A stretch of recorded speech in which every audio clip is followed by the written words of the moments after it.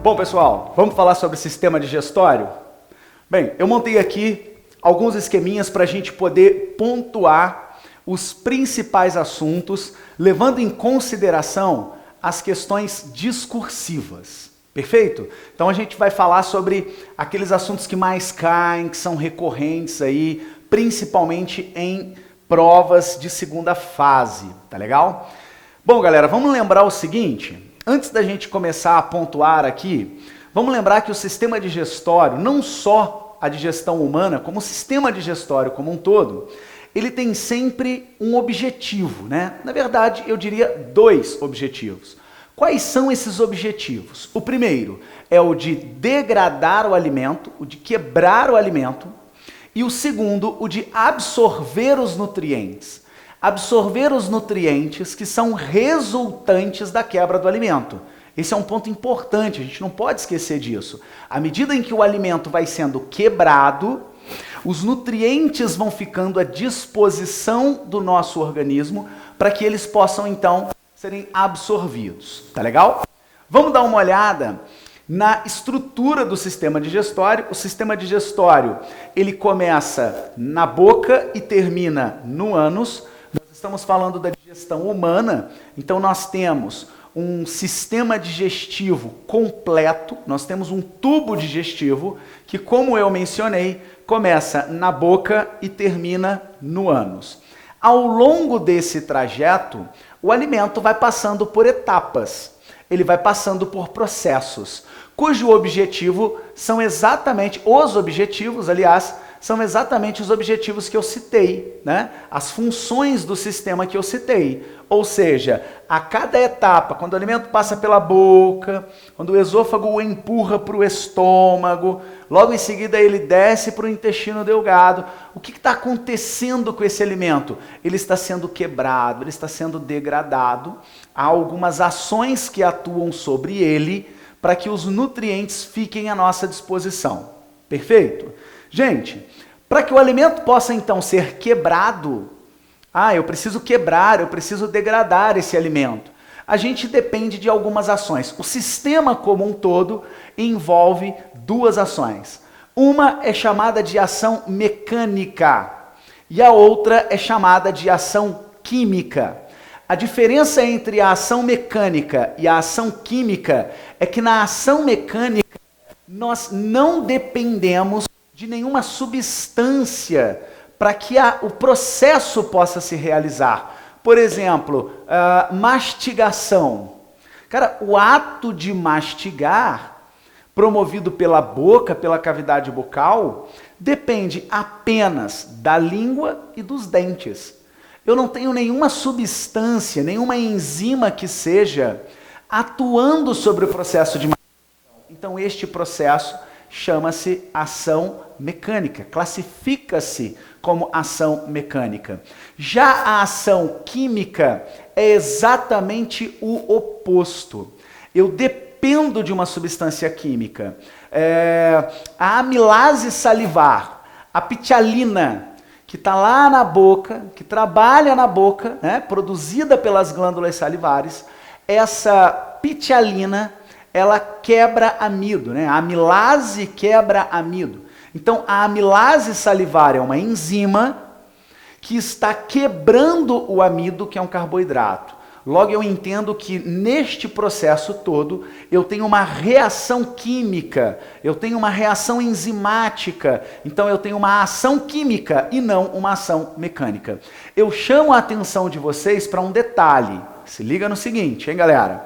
Nós temos, por exemplo, aqui dentro do estômago, a gente vai falar um pouquinho mais sobre ele daqui a pouco, mas lá dentro do estômago, eu tenho trabalhando lá o suco gástrico. Todo mundo sabe que o suco gástrico é produzido pelo próprio estômago, está dentro do estômago atuando, né, de forma química. E aí presta atenção no seguinte, pessoal. Quando eu penso em suco gástrico, eu penso em ácido clorídrico. Eu penso em HCl. E HCl, ácido clorídrico, não é uma enzima. O que eu quero que vocês raciocinem comigo? Para eu ter uma ação química, não tem necessariamente que haver ali a presença de uma enzima digestiva.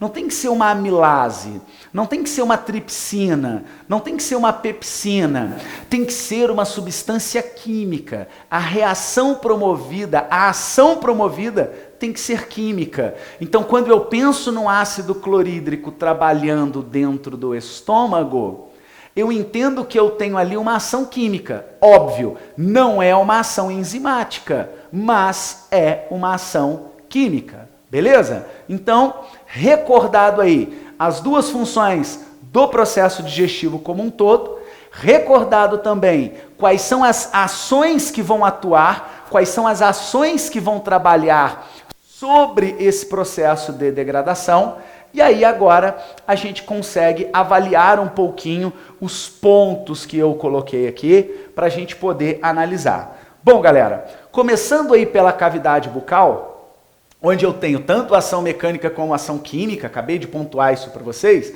eu quero lembrá-los que na cavidade bucal, a amilase salivar, produzida pelas glândulas salivares, ela na verdade é produzida por 6 glândulas salivares. Olha isso aqui, nós temos na cavidade bucal 6 glândulas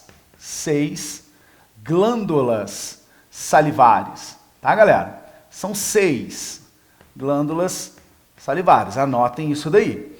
Quais são essas 6 glândulas salivares? Bom, nós temos 2 glândulazinhas que são chamadas de sublinguais, estão logo abaixo da língua. Quando você levanta a língua assim, olha no espelho, você percebe que debaixo da língua fica minando saliva. Aquelas glândulas ali são as chamadas sublinguais, beleza? Então, 2 já ficou para trás.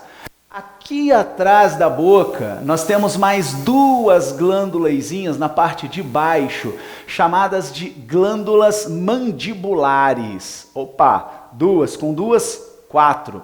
E as outras 2 são as famosas parótidas, que são as que mais caem nos vestibulares. E é por isso que eu estou pontuando aqui para vocês o número 6 em quantidade de glândulas salivares, porque a gente fica com a ideia fixa de que glândula salivar é parótida, mas eu não tenho apenas 2 glândulas, e sim 6. Eu tenho 4 glândulas a mais, beleza? Bom, então, cavidade bucal, 6 glândulas salivares, ação mecânica e ação química, a presença da amilase, a presença da mastigação, perfeito.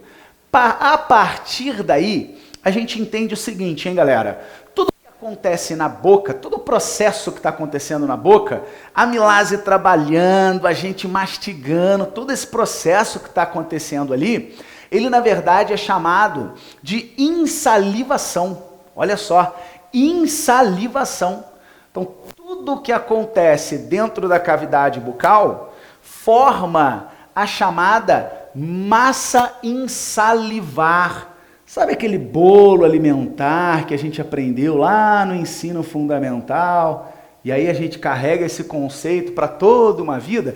Esse bolo alimentar agora, para você, vestibulando, ele se chama massa insalivar. E aí quando você engole esse alimento, quando você engole essa massa insalivar, resultado da insalivação, o que acontece com essa massa? Essa massa, ela é empurrada para o estômago. Bom, quem empurra e como empurra? O esôfago empurra a massa insalivar, é esse cara aqui quem promove esse empurrão, né, vamos dizer assim, e ele faz isso, pessoal, através de um movimento chamado de movimento peristáltico, a famosa peristalsia.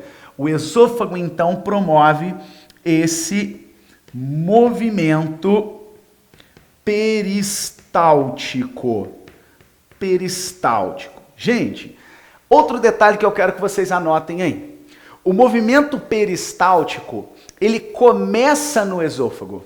O movimento peristáltico é uma ação mecânica. Eu não preciso de nenhuma substância química para esse processo acontecer, para esse processo ocorrer, não é mesmo? Mas A partir do momento em que eu entendo que ele começa no esôfago, eu já quero que você grave esse conceito. Eu tenho movimento peristáltico, então, daqui para baixo. Ah, o estômago tem movimento peristáltico? Tem movimento peristáltico. Ah, o intestino delgado tem movimento peristáltico? Cara, tem também.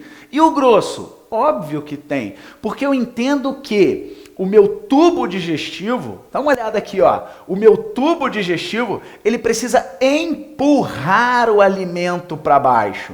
Então, quem vai fazer isso? Movimento peristáltico. É ele que vai estar sempre lá, ó. Contrai, relaxa, para esse movimento poder acontecer. Perfeito? Todos esses órgãos que nós estamos observando aqui, eles são revestidos por músculos lisos. Musculatura lisa. E é essa musculatura lisa, involuntária, de contração lenta, não é mesmo? Que vai empurrar ali, vai estar empurrando o alimento para baixo o tempo todo. Beleza, pessoal? Bom, voltando aqui para o nosso esqueminha, prestem atenção agora num outro detalhe. Depois de empurrado pelo esôfago, que só possui ação mecânica e não possui ação química, eu não tenho nenhuma atividade química no esôfago, esse alimento cai no estômago. Bom, chegou no estômago, chegou na cavidade gástrica, a gente vai discutir com bastante detalhe essa parte do estômago daqui a pouquinho, tá? Porque é muito importante, tanto o estômago quanto o intestino delgado. Eu diria que de todo o sistema digestório, são as cavidades aí, são os órgãos que mais caem no vestibular, tá? Então nós temos o seguinte, quando o alimento chega aqui no estômago, esse alimento, a gente já viu, ele recebe o suco gástrico. Suco este que contém o que, gente? Contém ácido clorídrico. Então, óbvio que aqui no estômago eu tenho uma redução drástica do pH. Redução drástica mesmo. Porque enquanto na boca o pH, olha só, é de 6,9, olha isso, pH de 6,9. Júlio, pH não é 7? Galera, dependendo da questão, você vai trazer 7, tá? Mas como nós estamos aqui numa aula de aprofundamento, somos candidatos aí a uma vaga aí em medicina, em odonto, né, em farmácia, né, nós somos da área da saúde, a gente tem que trabalhar com 6,9. Esse é o pH da cavidade bucal. E quando esse alimento chega no estômago, olha o que acontece com esse pH, ele cai. E aí eu disse assim, galera, ele cai drasticamente. Ele cai para 2,5. Gente, é claro que nós estamos trabalhando com média. Ah, eu vi uma questão que fala de 3. Cara, não tem problema, a gente está trabalhando com média. Eu vi uma questão que fala de 2. Cara, não tem problema, estamos trabalhando com média. Agora, toda vez que você pegar uma questão cujo pH esteja ali 7, 6,9, 6,8, 7,2, pô, se liga, tá falando de quê? De boca. Peguei uma questão que tá falando que o pH é 4, é 3,5, é 2, tá falando de quê? De estômago, tá certo? Agora, a literatura em geral, ela fixa isso por uma questão de média. O Enem é mestre em trabalhar com essas situações variáveis, tá? O Enem costuma trabalhar 7,5 para a boca, 4 para o estômago. Tem algumas questões onde isso já aconteceu, mas aí você se liga porque a boca tem esse pH, essa característica mais para o neutro. O estômago tem a característica mais ácida. E o intestino tem a característica mais alcalina, mais básica. Então é só você entender que qualquer pH que fique variando dentro dessas possibilidades me permite definir de qual cavidade nós estamos falando. Tranquilo? Vamos voltar para cá. Então, do meu estômago, eu tenho uma transferência do alimento para o intestino delgado. Só que antes eu quero recordar com vocês o seguinte, enquanto aqui na boca eu tive uma insalivação que resultou na massa em salivar, que foi essa daqui, quando esse meu alimento, quando essa minha massa em salivar chega ao estômago, gente, tudo o que acontece no estômago, o movimento peristáltico misturando aquilo tudo, a presença do suco gástrico com ácido clorídrico, contendo também pepsina, que a gente vai falar daqui a pouquinho. Tudo isso que está acontecendo dentro do estômago chama-se quimificação. Quimificação é o nome do processo. E qual é o resultado dessa minha quimificação, gente? É o quimo. Ó, é o quimo. Esse aqui eu vou anotar, porque esse aqui é importante demais. É o quimo. Quimo é esse cara aqui, ó. E o quimo é uma massa ácida, não é mesmo? Já que todo o processo que aconteceu aqui dentro do estômago ocorreu em um ambiente contendo HCl, olha só, eu vou descer e o quimo, resultado da quimificação, desce na direção do duodeno. Perfeito até aí? Perfeito? Tranquilo? Só que olha o que eu disse agora há pouco para vocês. Eu disse assim, gente, quando eu tenho uma questão que define para mim um ambiente com pH alcalino básico, eu me ligo em intestino. E aí agora eu estou mostrando para vocês que o intestino está recebendo o quimo que é ácido. Poxa, aqui tem um pH aí em média 2,5, 2,5. De onde que isso é alcalino? Ah, vem agora. Vem agora. Por quê? Quando o quimo chega até o duodeno, logo na entrada, ele recebe bicarbonato de sódio. É isso aí, bicarbonato de sódio. De onde vem esse bicarbonato? Do pâncreas. O pâncreas secreta bicarbonato de sódio para dentro do duodeno. O duodeno é a primeira porção do intestino delgado, é a primeira partezinha do intestino delgado, tá? E aí, esse bicarbonato de sódio faz com que o pH do duodeno aumente, faz com que esse pH vá para 8 em média. Opa, agora fez sentido. Agora fez sentido, porque agora eu entendi por que o pH do intestino é básico, né? Porque recebe bicarbonato, porque esse pH de 2,5, de 3, ele salta, vai lá para 8, e aí eu caracterizo o intestino como um órgão com pH alcalino. Bom, gente, o quimo então entra em um outro processo, que é o processo intestinal. E ali dentro do intestino, a gente também vai recordar isso daqui a pouquinho, eu tenho inúmeras ações químicas. Porque o duodeno, ele produz o chamado suco entérico, também conhecido como suco intestinal, é um conjunto de substâncias, é um conjunto de enzimas produzidas pelo próprio intestino, pelas células do intestino, tá? Mais especificamente do duodeno, que é essa regiãozinha inicial. O duodeno também recebe o suco pancreático, cara, que é um outro conjunto de enzimas produzidas pelo pâncreas, a gente vai discutir daqui a pouquinho. E o intestino também recebe a bile, produzida pelo fígado e armazenada na vesícula biliar. Então, dentro do intestino delgado, eu também tenho inúmeras reações, porque eu tenho a ação mecânica do movimento peristáltico, eu tenho as ações químicas produzidas por todas essas substâncias que vão chegando ali, que vão sendo jogadas ou produzidas pelo próprio intestino, e todo esse processo que nós temos no intestino chama-se quilificação. Olha, de novo, quilificação, L-I, quilificação. E qual é o resultado da quilificação? Depois que eu tenho lá dentro do meu intestino delgado, né? Ó, o que era uma massa insalivar se tornou um quimo, agora será um quilo. Resultado da quilificação.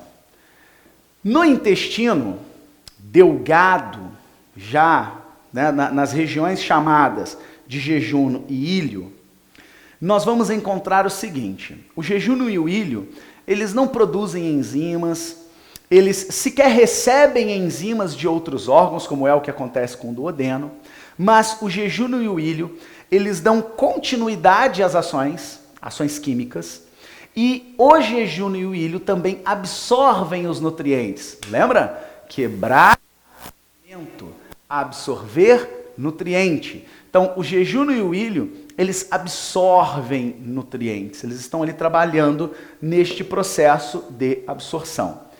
O intestino grosso, que é o nosso último órgão, tá? O intestino grosso, ele na verdade forma o bolo fecal, a massa fecal, armazena essa massa fecal para que ela possa ser eliminada, possa ser jogada para fora, lançada para fora na forma de fezes, não é mesmo, gente? E o intestino grosso também promove a absorção da água, ok? Gente, primeiro momento concluído. Vamos então, rapidamente, só para descansar a mente, beber uma aguinha, voltar para a gente poder dar continuidade, beleza?